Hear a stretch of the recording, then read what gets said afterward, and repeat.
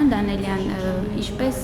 նախընտրական շրջանում դրանից ավելի շուտ, այնպես էլ ընտրություններից հետո ականատես են լինում քաղաքական դրդապատճառներով ձերբակալությունների, հետապնդումների, դա ինչի մասին է վկայում, ինչու է իշխանությունը նման քայլերի դիմում։ Մենք ունենք պատմական օրինաչափություններ տարբեր երկրներում եւ երբ որ իշխանությունը թուլանում է, այսինքն ինքը ստիպված է լինում ինչ-որ առումով կեղծել ընտրությունները եւ հանրության մեջ այն կարծիքն է ձևավորում, որ իշխանությունները լեգիտիմ չեն, այդ ժամանակ արդեն սկսվում է այդ բռնաճնշումները քաղաքական հակառակորդների հանդեպ։ Սա իշխանության թուլության նշանն է, որովհետև եթե իշխանությունը լեգիտիմ է եւ ուժեղ է, ինքը կարիք չունի բռնաճնշումների, նույնիսկ իրեն ձեռնտու է ընդդիմության գոյությունը, որ պատրանք է ստեղծում, ահա տեսեք, կա խոսքի ազատություն, կա քաղաքական ազատություններ, գնում է քաղաքական պայքար, մենք ուժեղ ենք, մենք հաղթել ենք։ Պատահական չէր, որ հենց ընտրությունների նախօրեին եւ ընտրություններից հետո այդ բռնաճնշումները սկսվեցին։ Սա ակնհայտորեն ցույց է տալի, որ այս իշխանությունը լեգիտիմության հետ կապված շատ լուրջ խնդիրներ ունի եւ մենք տեսանք սահմանադրական դատարանի այդ քննության ժամանակ, երբ որ ներկայացնում են իրավիճակը, երբ որտեղ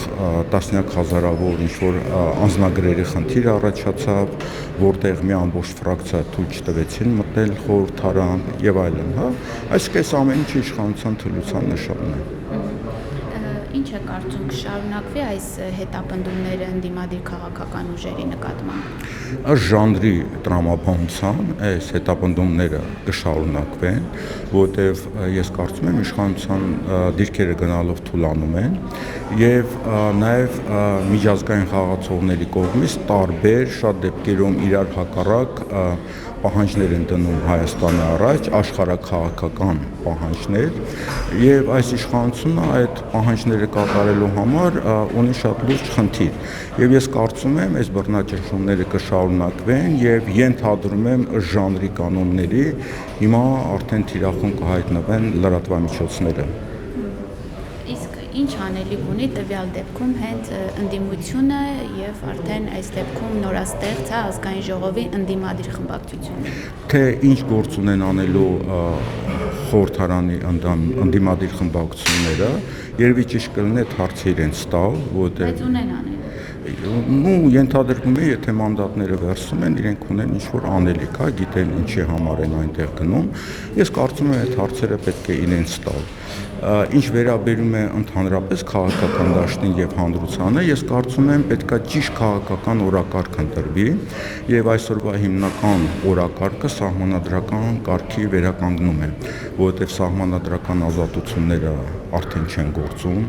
ընտրությունների հետ կապված բազմաթիվ հարցեր կան եւ նաեւ միջազգային պարտներներ կան, որոնք չեն շնորհավորում եւ ըստ էության չեն ընդունում այս ընտրությունների արդյունքները։